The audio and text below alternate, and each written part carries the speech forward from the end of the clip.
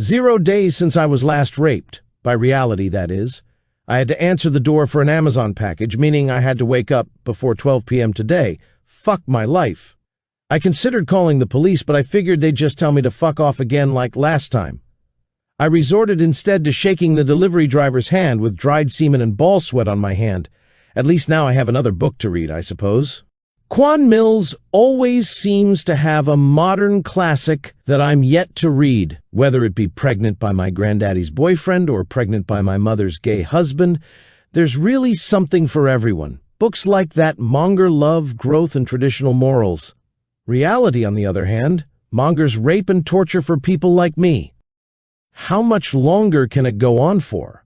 I ask myself that question every day. How much longer? It's a question that slowly digs away at me.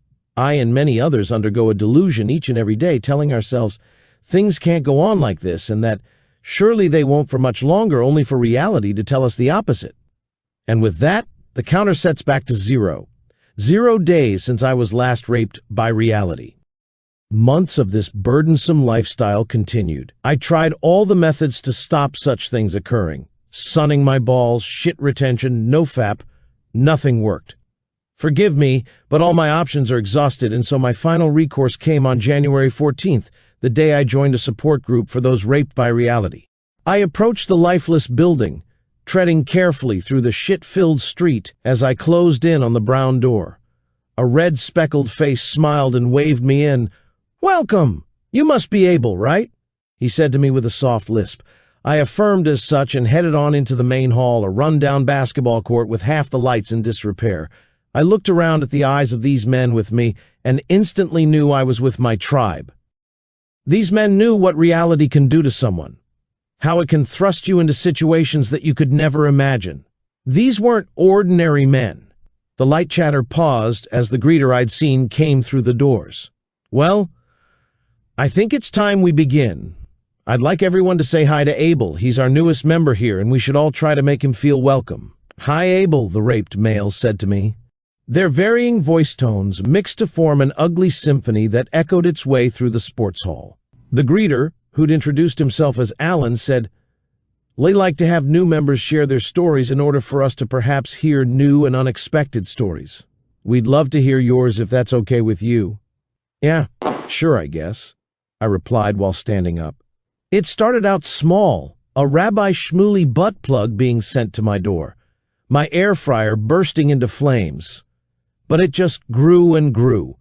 Each day I sat paralyzed with fear on what could happen next.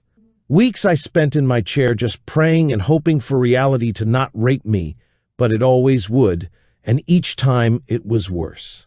As I spoke, I heard what I thought was a small snigger, but I figured my mind was playing tricks on me and continued. It was like a wrecking ball swinging back and forth, a small break in between the gradual demolition of my entire life that I built for myself.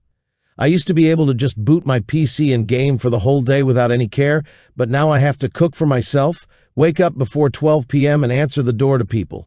It gets hellish at times. Another snigger. This one was loud enough to emanate a slight echo. I turned to see who it was, but I couldn't place it on anyone exactly. I doubted myself, told myself how I perhaps have said something unintentionally funny, and that it was an uncontrolled reaction from that person. I continued, but before I could even start again, a violent outburst of hollering and sniggering consumed the hall. The group's faces were reddened as they pointed at me, struggling to control themselves as their bodies convulsed and shook from the laughter. "Holy shit, can you believe we really got one?" Alan said, if that even was his real name. My mouth hanged open in fear. It was then that I realized what had happened. Reality. It was a setup. I can't believe this jackass actually came here. I never believed in males like him until now.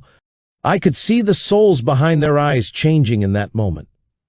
They no longer were the raped males that I'd seen walking in, but a pack of wolves out to ruin my life. I'd failed again. They'd caught me in the most abhorrent trap. I fled. The echo gripped my brain as I ran home into the blue horizon. Never, never, never again will I venture outside. This incident settled my debate on whether to get a Ring doorbell. No more will I bear the brunt of humanity's wicked and cruel nature. Returning home, I quickly ran inside and bolted my room's door. Solemnly, I shuffled over to my wall and reset a counter. 0 days since last being raped by reality. The end. I hope you enjoyed this Bail Bondsman original. Thank you for watching, and please consider subscribing for future content. All the best. Bail Bondsman.